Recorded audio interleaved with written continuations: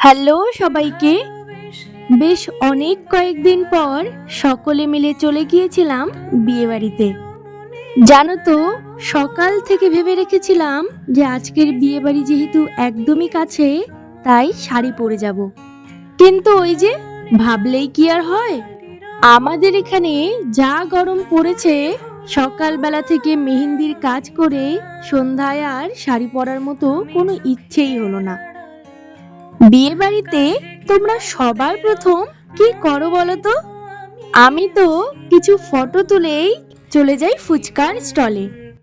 তবে ফুচকা খেতে এসে তো দেখছি আমার মা আগেই চলে এসেছে। ফুচকা খেয়ে কিন্তু আবার বেশি পেট ভরানো যাবে না, কারণ রাতের খাবারটাও তো খেতে হবে। আচ্ছা যাই হোক, এইদিকে বৌমণিদের সঙ্গেও দেখা হয়েছিল, তাই বেশ কিছুক্ষণ ওদের সাথেও গল্প করে চলে গিয়েছিলাম খাবার খেতে। আর আজ এত গরম পড়েছে যে সকলেরই গরমে নাজেহাল অবস্থা।